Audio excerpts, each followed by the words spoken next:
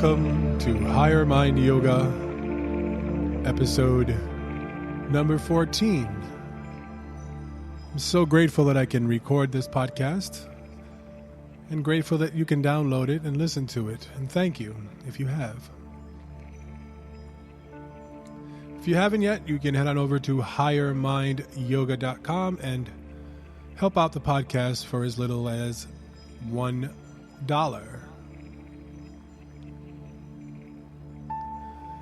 On this podcast, I'm going to continue with the Tao Te Ching. On the previous podcast, we did 10 chapters or 10 verses. And I think we'll do the same for this one. Using various translations,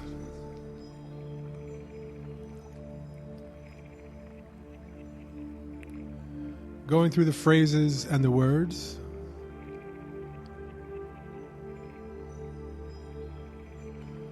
and hopefully you can take a moment and reflect on the words and the phrases. And if you don't have a copy of the Tao Te Ching, find one. You can easily do a search on the internet and get all different versions, but a copy to carry around seems appropriate. It's kind of nice to open it up and find something that could help appease the day from whatever anxiety or preoccupation or other suffering or imagined suffering is going on in your life. Finding a moment of stillness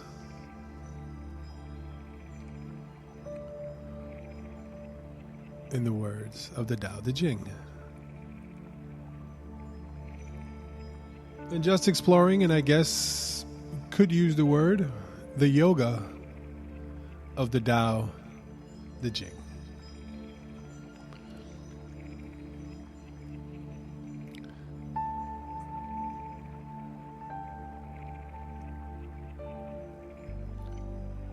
So let us begin. Chapter 11. We join spokes together in a wheel, but it is the center hole that makes the wagon move. We shape clay into a pot, but it is the emptiness inside that holds whatever we want. We hammer wood for a house, but it is the inner space that makes it livable. We work with being, but not being is what we use.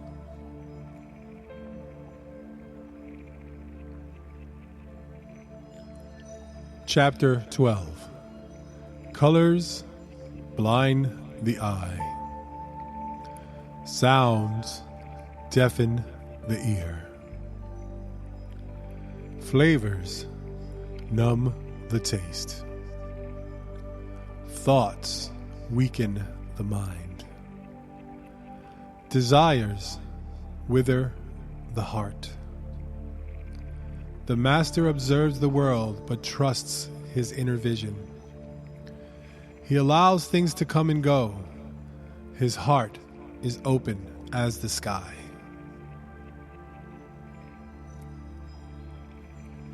Chapter 13. Success is as dangerous as failure. Hope is as hollow as fear. What does it mean that success is dangerous as failure? Whether you go up the ladder or down it, your position is shaky. When you stand with your 2 feet on the ground, you will always keep your balance. What does it mean that hope is as hollow as fear? Hope and fear are both phantoms that arise from thinking of the self. When we don't see the self as self, what do we have to fear? See the world as yourself. Have faith in the way things are. Love the world as yourself, and then you can care for all things. Chapter 14. What cannot be seen is called the invisible. What cannot be heard is called the inaudible. What cannot be touched is called the intangible. These three cannot be examined and comprehended, and hence are mixed together as one. This oneness is not much brighter in the sky, as it is not much dimmer on earth. It is not more glorious in a saint, as it is not more fainter in an ordinary person. It is everlasting and cannot be named. It is the original void of non-being. This oneness is the Tao, which is invisible and formless. It may be regarded as vague and intangible. When the oneness, Tao, comes forward, its front cannot be seen. When one tries to follow it, one can't see its rear. By abiding with its original Tao, one can master the presence. He who knows the origin shall know the teaching and principle of the great Tao. Chapter 15. The ancient masters were profound and subtle. Their wisdom was unfathomable. There is no way to describe it. All we can describe is their appearance. They were careful as someone crossing an iced-over stream, alert as warriors in enemy territory, courteous as a guest, fluid as melting ice, shapeable as a block of wood, receptive as a valley, clear as a glass of water. Do you have the patience to wait till your mud settles and the water is clear? Can you remain unmoving till the right actions arise by itself? The master doesn't seek fulfillment, not seeking, not expecting. She is present and can welcome all things. Chapter 16. Empty your minds of all thoughts. Let your heart be at peace. Watch the turmoil of beings, but contemplate their return. Each separate being in the universe returns to the common source. Returning to the source is serenity. If you don't realize the source, you stumble in confusion and sorrow. When you realize where you come from, you naturally become tolerant, disinterested, amused, kind-hearted as a grandmother, dignified as a king. Immersed in the wonder of the Tao, you can deal with whatever life brings you, and when death comes, you are ready.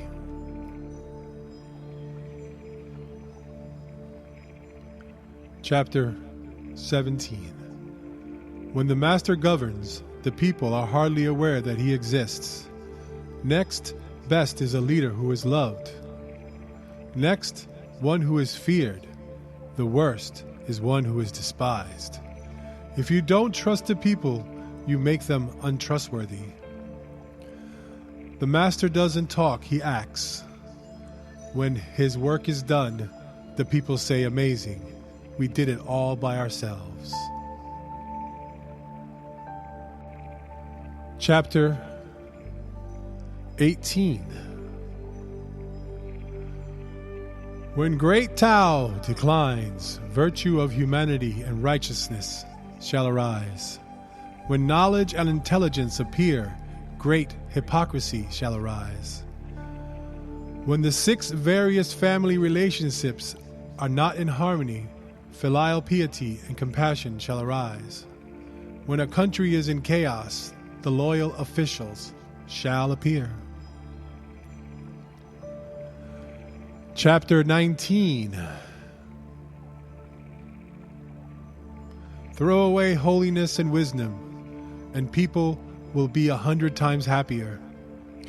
Throw away morality and justice, and people will do the right thing.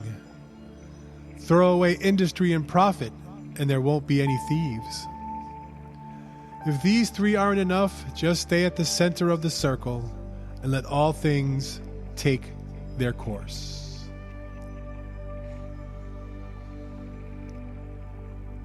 Chapter 20. Stop thinking and end your problems. What difference between yes and no? What difference between success and failure? Must you value what others value? Avoid what others avoid? How ridiculous. Other people are excited as though they were at a parade. I alone don't care. I alone am expressionless, like an infant before it can smile. Other people have what they need. I alone possess nothing.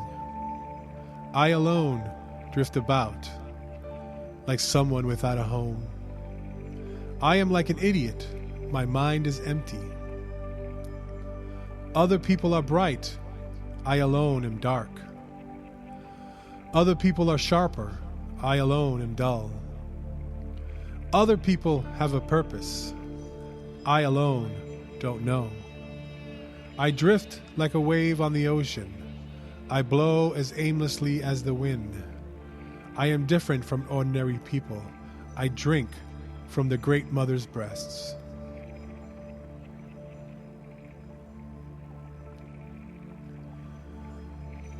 So that was chapter 20 of the Tao Te Ching. Most of the chapters came from the Stephen Mitchell translation. I was kind of going through them and just trying to find the ones that I kind of liked the best.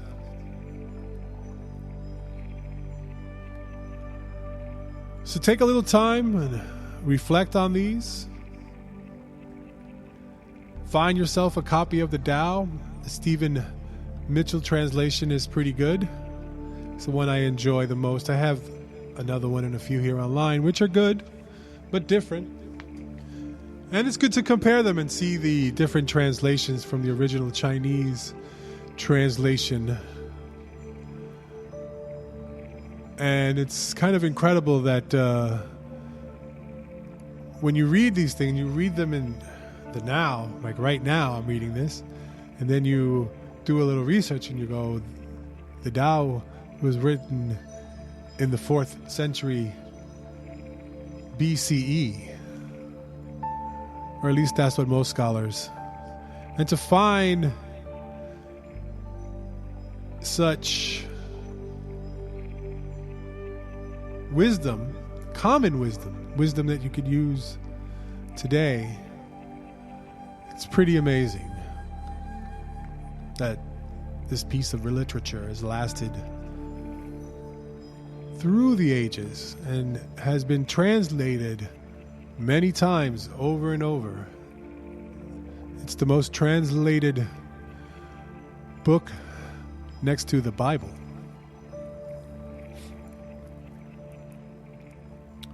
On the second part of Higher Mind Yoga Podcast,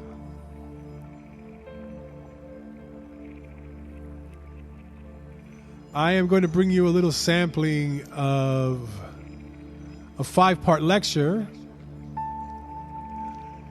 that I found that you might find enlightening if you're doing yoga and you're wondering about the Upanishads. This might be a source for you. This is from Wise Studies, featuring Graham Burns.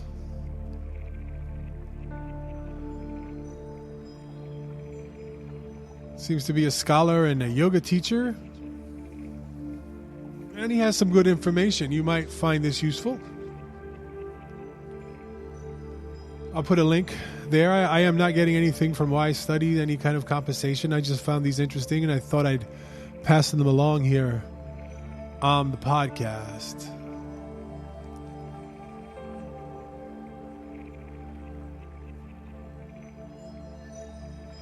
So take a moment and listen. Maybe you'll learn something. And if for whatever reason you reach out to Wise Studies, let them know you heard it on Higher Mind Yoga Podcast. And if you haven't yet, head on over to highermindyoga.com and make a donation. Help out the podcast. I also post a version of the podcast on YouTube, Higher Mind Yoga on YouTube. There, I usually place the more meditative podcast, or if I get inspired to create a guided meditation, that's where I'll put it. And you can find a link there to make a donation through PayPal. So without further ado, here's Graham Burns with the Upanishads, Stories of the Self.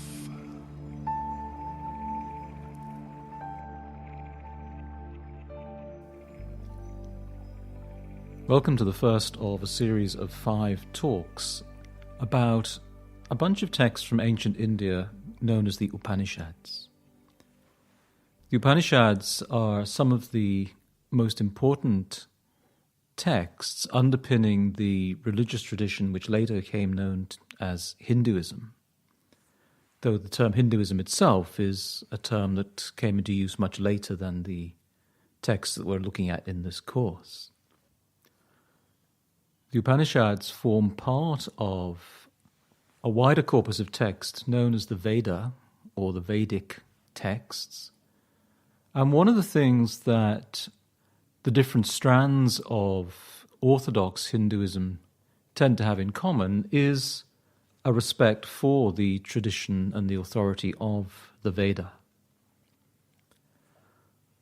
What I'd like to do in this first session of the course is introduce you to the Upanishads as a group of texts, to explain their place in the Vedic corpus, to look a little bit at questions of dating, perhaps of geography, and indeed in general to give you an overall orientation to what the Upanishads are.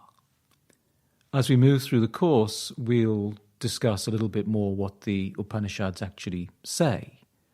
And in particular, we'll look at their influence into not just later popular religious traditions in Hinduism, but into later schools of Indian philosophy. The Vedic texts were compiled over a quite an extensive period of time, going back to perhaps 1500 BCE, maybe even somewhat earlier, through to the beginning of the Common Era. Our Upanishads that we're talking about in this course occupy the final part of that time frame. We need to be a little cautious about how we use the word text in this context, because the Vedic texts, including the Upanishads, were not transmitted in writing until sometime many centuries after their compilation. Rather, they were transmitted orally from teacher to student, often indeed from father to son. And when one actually stops and looks for a moment at the length and the complexity of some of the Vedic texts, one realizes what an incredible achievement it was to memorize and transmit those texts accurately. What is perhaps even more amazing is that there are people in India today who still have that ability to recite some of these texts from memory, despite the fact that they are in many cases long, complex, and in an archaic form of the Sanskrit language, at least until we get to the Upanishads. Now, the Vedic texts can be divided in two ways. The first way is the way which I call the vertical divisions. And what I mean by that is that the Vedic texts were transmitted over the centuries in a number of different traditions. Specifically, they were transmitted in the four traditions of the Rig Veda, the Sama Veda, the Yajur Veda, and the Atharva Veda. Each of those traditions spawned its own sub-traditions, so that within, for example, the tradition of the Rig Veda would be a number of sub-traditions. And each of those sub-traditions, at least initially, had its own distinctive forms of spiritual and religious practice, its own distinct texts that carried the teachings of those particular practices. What is difficult to do this far removed in time from that period is necessarily to put any individual text that we have into one or other of those particular sub-traditions. But what we can do is, generally speaking, put our texts into one or other of the four main subdivisions, the four main traditions, those of the Rig Veda, Sama Veda, Yajur Veda, and Atharva Veda. So that when we get to look at the Upanishads, each of those Upanishads, at least nominally, belongs to one or other of those traditions.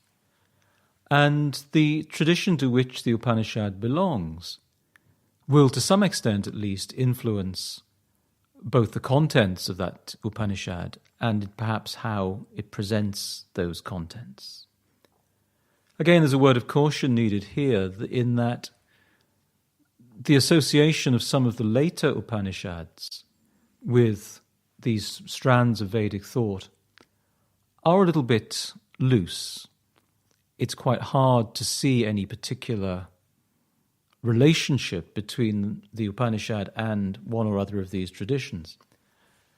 And so by default, those Upanishads often are associated with the tradition of the Atharva Veda.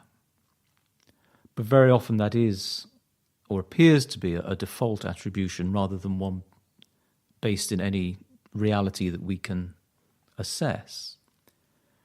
Different with some of the other Upanishads. In many cases, the Upanishads that we have originally formed parts of other Vedic texts.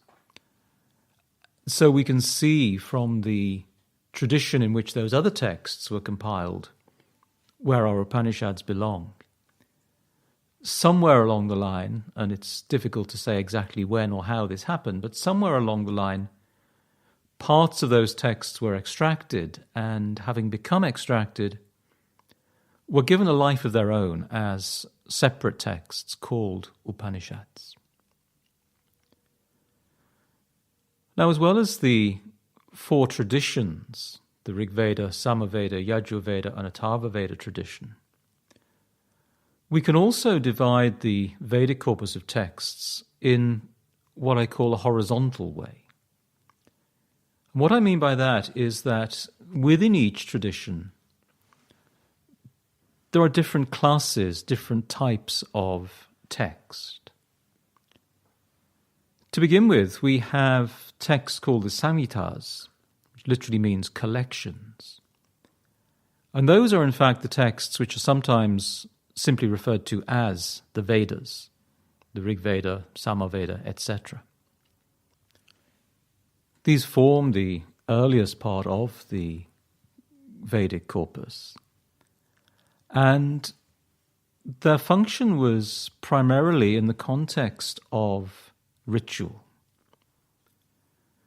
The Rig Veda is probably the oldest of them.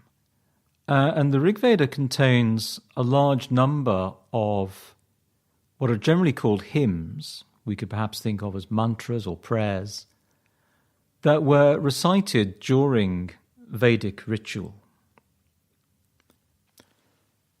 The Samaveda and the Yajur Veda took many of those same hymns, those same mantras. In the case of the Samaveda, to elaborate on the metrics of their recitation, the metrical form in which they were used in ritual. And in the case of the Yajur Veda, to focus more on what we could consider the choreography of the ritual practices themselves.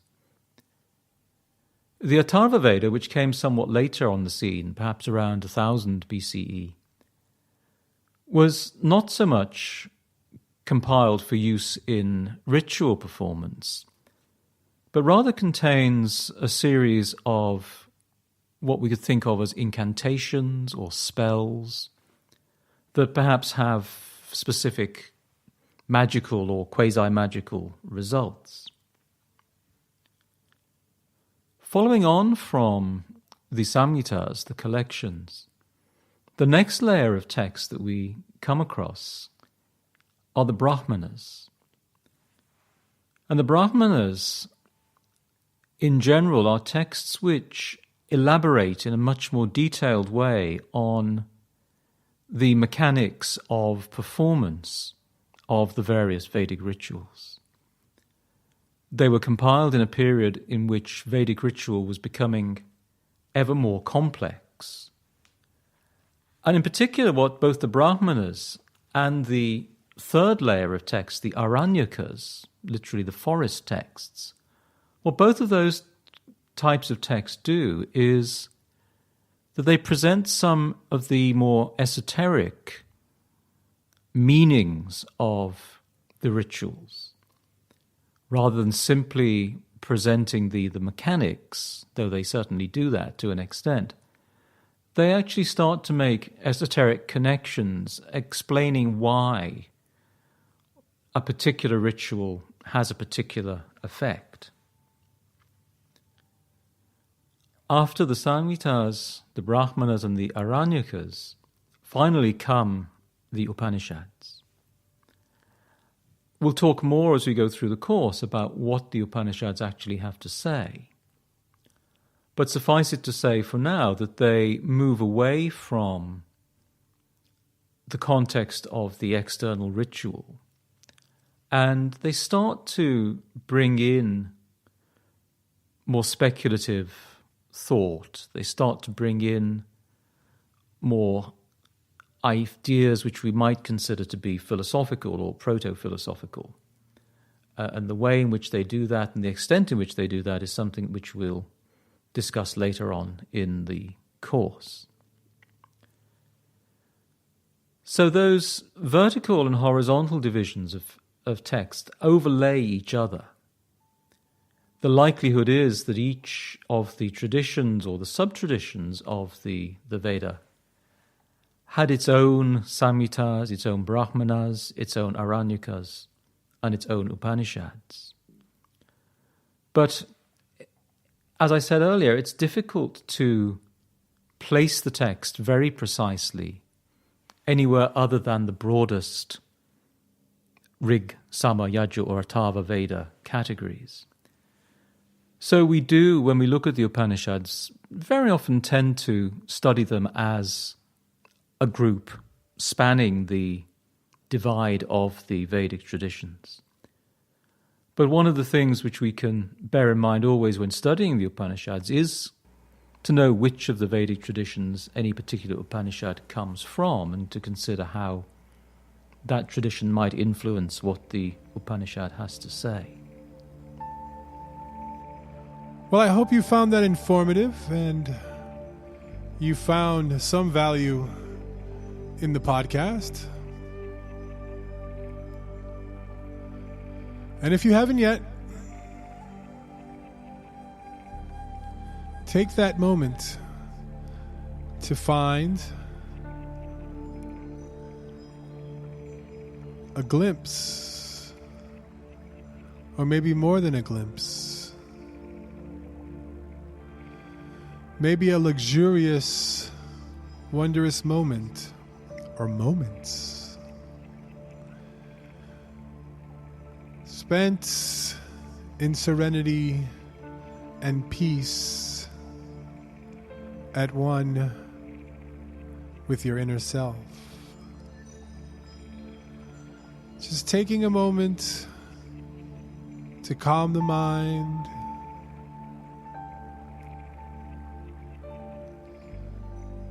and bring your attention inward.